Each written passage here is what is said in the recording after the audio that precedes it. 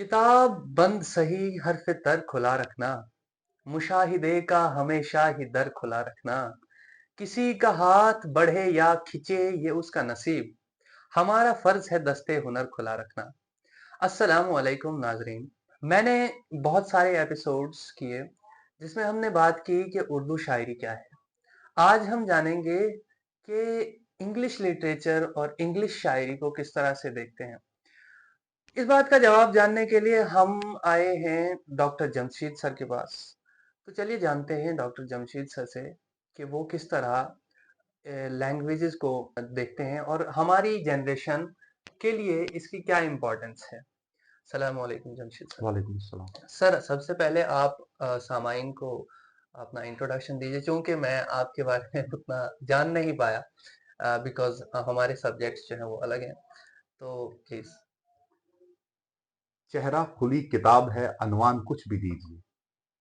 चेहरा खुली किताब है, अनवान अनुमान कुछ कुछ भी भी दीजिए। दीजिए। जहां से पढ़ लेंगे जान जाएंगे हमें। बहुत खूब। मैं एक आम सा टीचर हूँ। बेसिकली टीचर ही हूँ, क्योंकि डेजिग्नेशंस में बेशक हम लोग लेक्चरर, टीचर या असिस्टेंट प्रोफेसर का इस्तेमाल करते हैं, लेकिन बेसिकली हम सब टीचर्स हैं। मैंने अपना सफर प्राइवेट स्कूल्स में शुरू किया पढ़ाना। Faridia model higher secondary school, Asraria Iqbal academy. उसके बाद कॉन्ट्रेक्चुअल टीचर की हैसियत से मैंने कुछ कॉलेजेस में पढ़ाया और कुछ हायर सेकेंडरीज में पढ़ाया, यूनिवर्सिटी में पढ़ाया। अभी मैं डिग्री कॉलेज डोडा में assistant professor, senior assistant professor English की हैसियत से काम कर रहा हूँ। एक आम इंसान हूँ, एक गांव से आता हूँ, मासरी प्राणु। यहाँ से अब तो बड़ा पास में लगता है जब से सड़कों का जाल बिछा, तो लेकिन अदरवाइज पहले काफी दूर माना जाता था। दादाजी डोडा में शॉप किया करते थे, उनकी शॉप हुआ करती थी जामिया मस्जिद के पास। हम्म। मैंने उन्हें बहुत कम देखा है। मैं 6 साल का था जब उनकी वफात हुई। तो मेरे वालिद साहब मुझे कहते हैं कि हमारे दादा हुजूर मरहूम कहा करते थे कि हमारे बच्चे जो हैं, मेरे पोते जो हैं, वो शहर में पढ़ने चाहिए, अच्छी तालीम हासिल करनी चाहिए, क्योंकि मैं चाहता हूं कि कभी अगर कोई मेरा नाम ले तो वो मेरे पोतों के थ्रू, उनके थ्रू मेरी इंट्रोडक्शन है और लोग कहें कि ये फलां शख्स के पोते हैं। क्या? इस बात ने मुझे मुजम्मिल बचपन से ही बड़ा मुतासिर किया और मैं हमेशा चाहता था कि जहां भी मेरे दादाजी हैं इस वक्त अल्लाह के पास हैं, उनकी रूह को एक सुकून मिले। और आमीन। लोग जब हमें कहते हैं कि फलां के बेटे हैं या फलां के पोते हैं, खास तौर पे लोग मुझे ऐसे ही कहते हैं फलां साहब के पोते हैं ये, तो वो मुझे बड़ी सेटिस्फेक्शन, अल्हम्दुलिल्लाह अल्हम्दुलिल्लाह बिलियन टाइम्स मुझे वो बड़ी सेटिस्फेक्शन मिलती है कि उनका जो ख्वाब था, जो वो बेशक देख नहीं पाए, तो मुझे वही मेरी इंट्रोडक्शन है।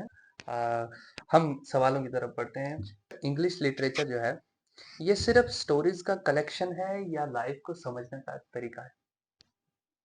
मैं सन 2005 से 7 यूनिवर्सिटी ऑफ जम्मू में पोस्ट ग्रेजुएशन जब कर रहा था अपने इंग्लिश लिटरेचर में, वहाँ हमारे पड़ोसी मुल्क से एक बहुत बड़ी सिंगर जो है वो आई थी।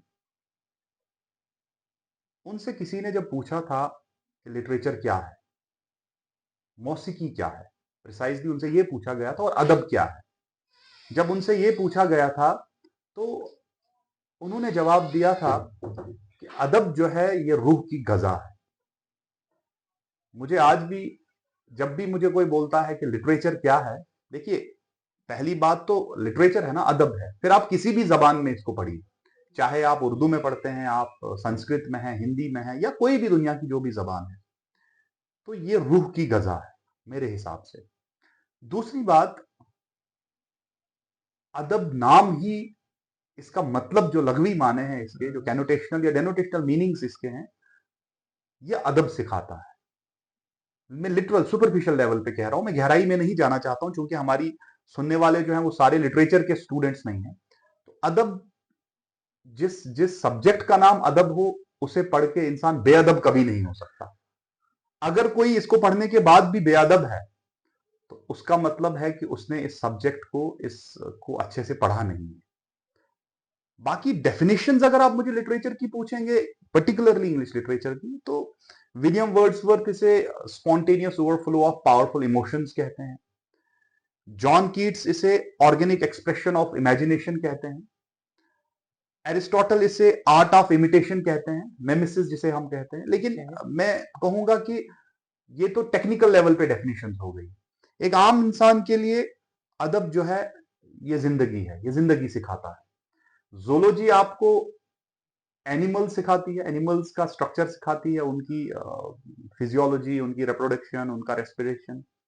बॉटनी आपको प्लांट सिखाती है। पॉलिटिकल साइंस आपको सियासत सिखा सकती है या वो पढ़ाती है। इसी तरह से लाइकवाइज सारे सब्जेक्ट्स।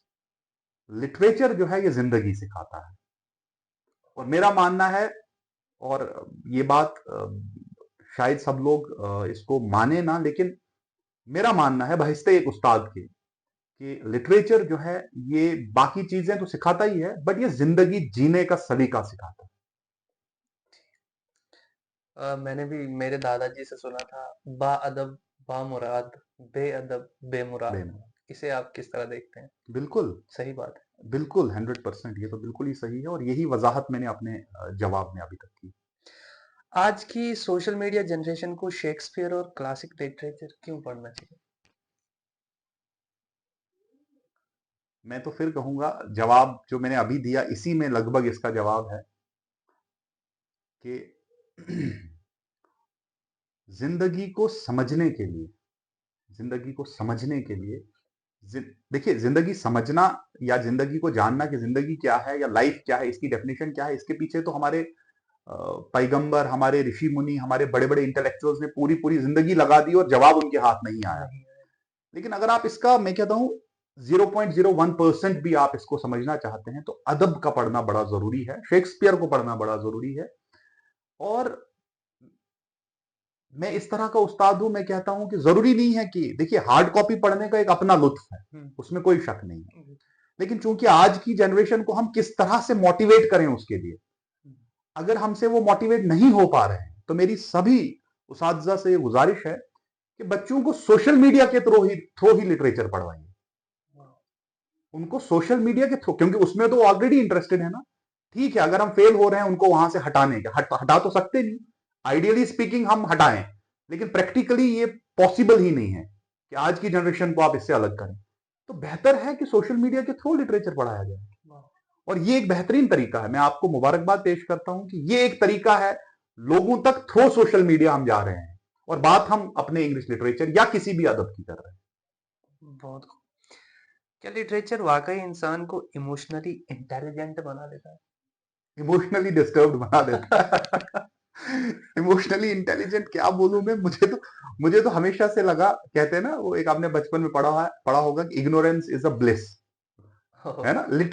अगर आप इसको लिटरली भी देखोगे, ज्यादा गहराई में नहीं जाओगे, तो जिसको, जो इग्नोरेंट होता है, जिसे ज्यादा इल्म नहीं होता है, मैं पहले आलिम या लिटरेट में उसे नहीं कहता हूं जिसने डिग्रीज हासिल की है, ये आप पहले जहन में डालिए। मेरी नजर में एक पीएचडी होल्डर या एक पोस्ट ग्रेजुएट आलिम नहीं है। जरूरी नहीं है कि वो आलिम हो, जरूरी नहीं है कि वो, उसने डिग्री की तो उसे हम एकेडमिक कहें या उसको लिटरेट कहें।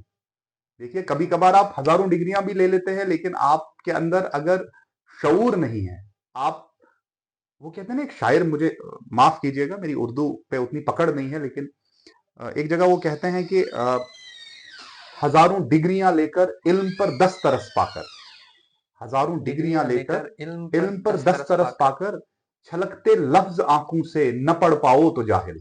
वाह वाह वाह वाह। तो मैं कहता हूं कि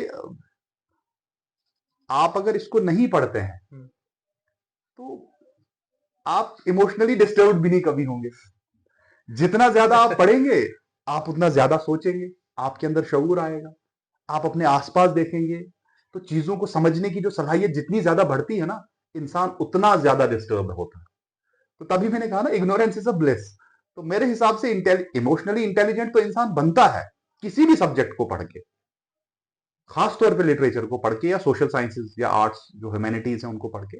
लेकिन इमोशनली इंसान डिस्टर्ब भी इसी से होता है। मैं आपको एक छोटी सी मिसाल दूंगा, फिर आप आगे बढ़िएगा। मैं सोशल मीडिया पे बहुत एक्टिव हुआ करता था, फेसबुक पे खास तौर पे अच्छे खासे नंबर ऑफ फॉलोअर्स थे, चैनल मोनेटाइज था। कभी कभार कोई शेयर पढ़ता था, अपने नहीं, यहाँ वहां से जो भी पढ़ता था, या कोई भी तकरीर अपनी वहां पे अपलोड करता था, अच्छा खासा व्यूवरशिप था। लेकिन इतना ज्यादा उसमें जाने के बाद मुझे 10-12 साल के बाद रियलाइज हुआ, मैं पिछले 1 साल से मुसलसल सोच रहा था कि मैं इमोशनली बड़ा डिस्टर्ब रहता था। और यही रीजन है कि आप देख रहे होंगे कि मैं पिछले 2-3 महीने से फेसबुक पे हूं नहीं। हालांकि मैंने अब एक नया अकाउंट क्रिएट किया, लेकिन उस पर मैंने कोई भी पोस्ट नहीं अपलोड की, क्योंकि मुझे लगता है कि जितना इंसान चीजों को ज्यादा जानता है, इंसान उतना ज्यादा मेंटली डिस्टर्ब्ड रहता है, बैलेंस करना थोड़ा सा मुश्किल हो जाता सर, आपके हिसाब से लिटरेचर में सबसे ज्यादा मिसअंडरस्टूड कैरेक्टर कौन है। सारे ही करेक्टर्स मिसअंडरस्टूड है। है? मतलब हम गलत पढ़ रहे हैं जो भी पढ़ रहे नहीं, हैं। देखिए देखिए, एक बड़ा इंपॉर्टेंट पहलू है लिटरेचर का। बीइंग अ टीचर मैं आपको ये बताऊं, हमें नहीं पता है कि शेक्सपियर किसी पर्टिकुलर ड्रामा में, फॉर एग्जांपल मैं शेक्सपियर इसलिए कह रहा हूं कि एक नॉन लिटरेचर स्टूडेंट भी शेक्सपियर नाम जानता है। देखिए, मान लीजिए हैमलेट लीजिए आप उनका, या जूलियस सीजर लीजिए, या मैकबेथ लीजिए, कोई भी ड्रामा उनका उठाइए, उसमें जो करेक्टर्स है ना, हाउ डू वी नो कि शेक्सपियर के माइंड में उस वक्त क्या चल रहा था जब उसने वो करेक्टर क्रिएट किया?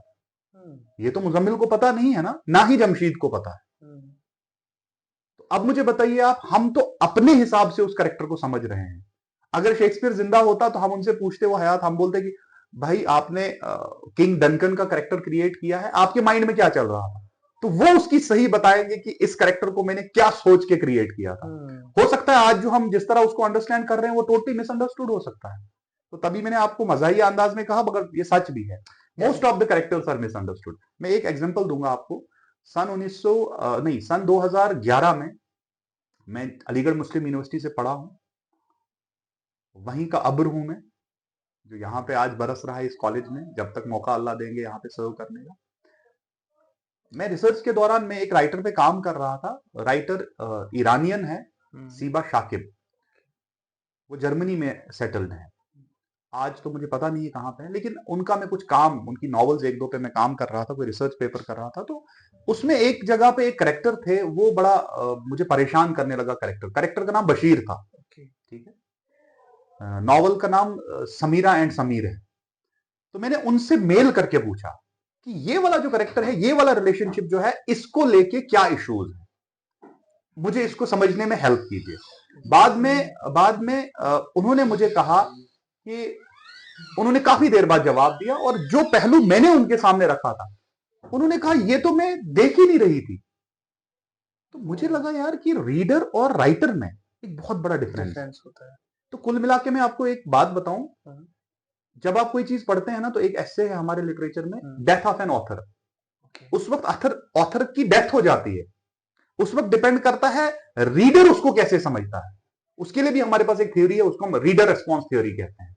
डिपेंड करता है मुजम्मिल उससे क्या समझना चाहता है, वो किसी करेक्टर को कैसे अंडरस्टैंड करता है, that is more important than कि राइटर ने उस करेक्टर को किस तरह से लिखा है। तो यानी समझने वाले का रोल भी उतना ही है जितना लिखने वाले का? नहीं, उससे ज्यादा, उससे ज्यादा, उससे ज्यादा रोल समझने वाले का है। रीडर का ज्यादा रोल बनता है कि आप उसको, इस पर्टिकुलर कहानी को, किसी पर्टिकुलर कैरेक्टर को आप किस तरह से इंटरप्रेट करते हैं, और उसको फिर अपने आसपास किस तरह देखते हैं। अगर शेक्सपियर आज के जमाने में होते तो वो किस तरह का कंटेंट लिखते जी, सवाल क्या लिखते वो, किस तरह का कंटेंट लिखते वो? जितना, देखिए मैं उतना बड़ा स्कॉलर तो हूं नहीं कि मैं इस तरह के जवाब दे पाऊं, लेकिन कोई भी राइटर अगर उस जमाने में था और आज अगर 200-400 साल बाद उसको लाए, तो वो तो आज की जनरेशन के जो थीम्स हैं उसी पे लिखना चाहिए उनको।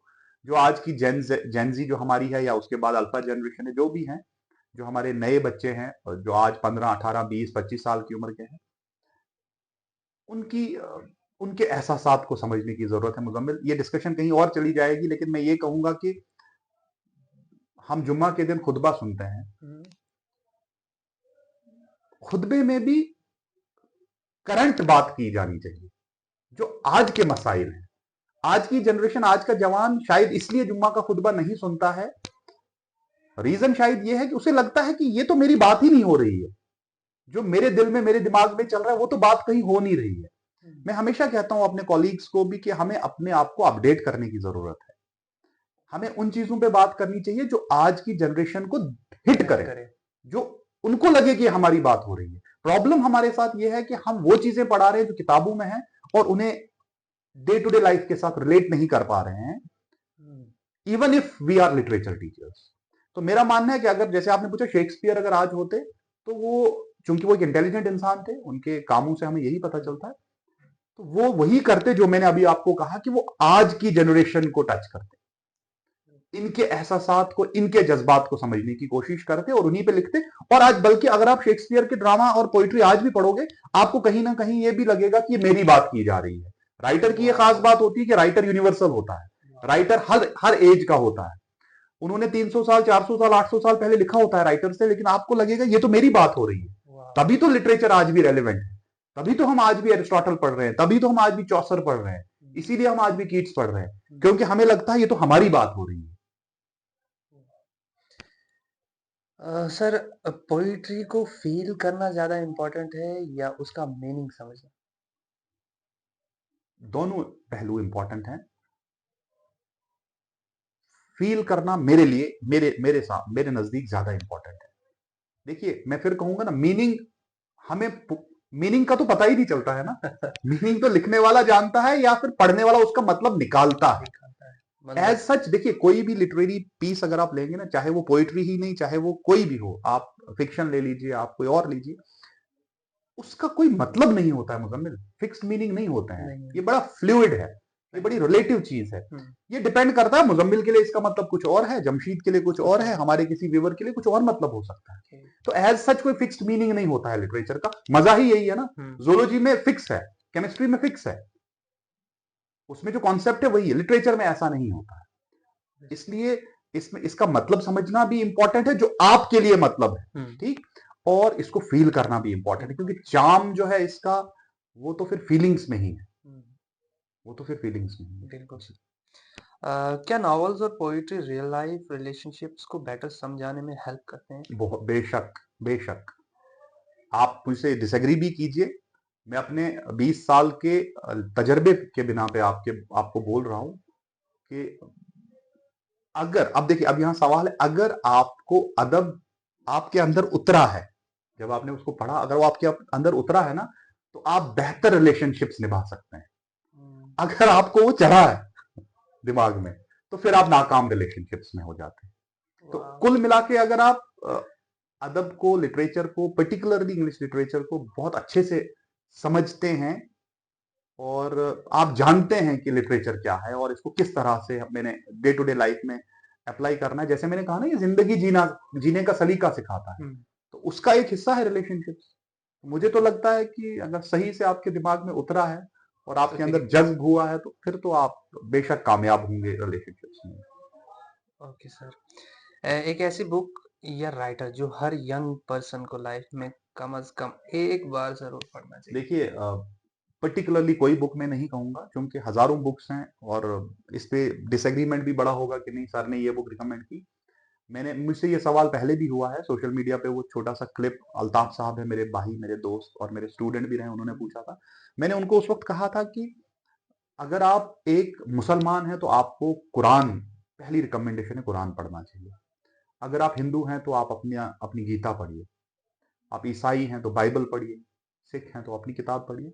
पहले तो मेरा मानना यही है, क्योंकि हर मजहब, हर जो रिलीजन हमारी दुनिया में है, वो इंसानियत का ही जो तकाजा है, उसके जो इंपॉर्टेंस है, वो समझाती है। तो मेरा मानना है, रिकमेंडेशन अगर आप बोलोगे तो मैं कहूंगा पहले यही किताबें पढ़िए। दूसरा स्टेप, इंटर रिलीजियस, मतलब जिसको कहते हैं हम कंपैरेटिव स्टडी कीजिए। अगर आप मुसलमान हैं, कुरान आपने पढ़ लिया, अब गीता पढ़िए, अब बाइबल पढ़िए। अगर आप हिंदू हैं, आपने गीता बहुत अच्छे से समझ ली, अब आप कुरान भी पढ़िए और बाइबल भी पढ़िए। इस तरह की अप्रोच होनी चाहिए। लेकिन अगर आप लिटरेचर पे आते हैं, आज के हालात को देखते हुए, तो मैं एक बुक जरूर रिकमेंड करूंगा। बड़ी छोटी सी बुक है, जॉर्ज ऑरवेल की बुक है, 1984 नॉवल है। जो भी उसे पढ़ेगा, आप फिर समझ जाएंगे कि जमशीद सर ने क्यों कहा था 1984 पढ़नी है। ठीक है, आप इसको पढ़िए और आप मुझे हफ्ते बाद आएंगे, आप बोलेंगे सर जो आपने बुक मुझे पढ़ने के लिए रिकमेंड की, यही सब तो हमारे आसपास हो रहा है।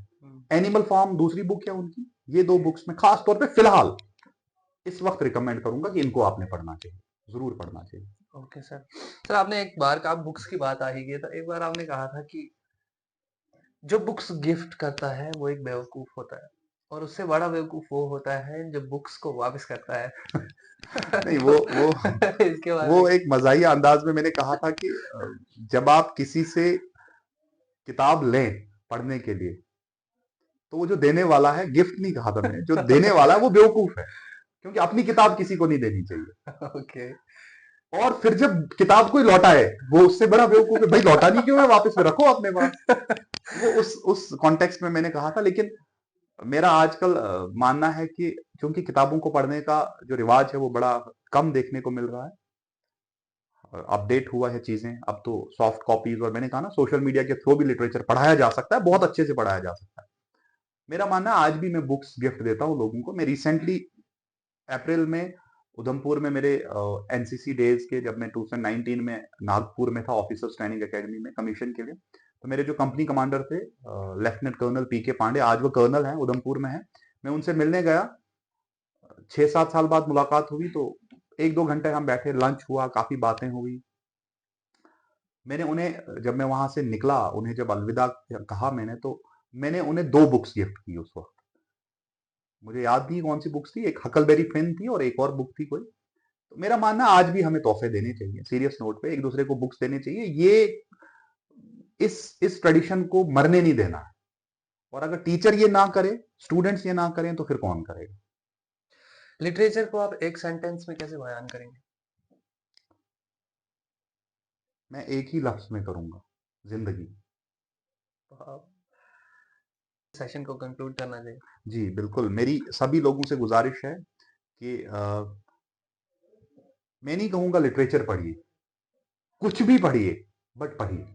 कुरान की जो पहली आयत रिवील हुई थी तो क्या था, इकरा। Read in the name of thy lord, अपने रब के नाम पे पढ़िए। तो पहले नहीं आया नमाज पढ़िए, पहले ये नहीं आया हज कीजिए, पहले ये नहीं आया ज़कात, पहले आया पढ़िए। तो मेरी सभी लोगों से गुजारिश है, जितने भी लोग हमें सुन रहे हैं, कि आपको पढ़ना चाहिए। लेकिन मैं ये नहीं कहूंगा क्या पढ़ी, वो आप खुद ही आहिस्ता आहिस्ता डिसाइड कर पाएंगे। कुछ भी पढ़िए। अगर आपसे बिल्कुल भी नहीं पढ़ा जा रहा है, एक पेज पढ़िए, सिर्फ एक पेज। पूरे साल में एक किताब तो खत्म हो ही जाएगी। अगर आपसे एक पेज नहीं पढ़ा जा रहा है ना, मैं कह रहा हूं एक पैराग्राफ, और अगर एक सेंटेंस भी आप पढ़ेंगे, और अगर आप वो भी नहीं हो रहा है, तो ये कीजिए, वर्ड ऑफ द डे, कम से कम दिन का एक लफ्ज तो पढ़ लीजिए। क्या बात है।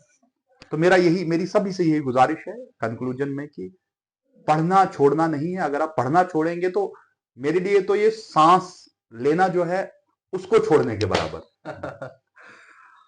बहुत शुक्रिया doctor Jamshid sir, thank you so much for your cooperation. सामाइन आपसे इजाज़त लेने का वक्त आ चुका है, हमें दीजिए इजाज़त। बहुत शुक्रिया। सलाम अलैकुम।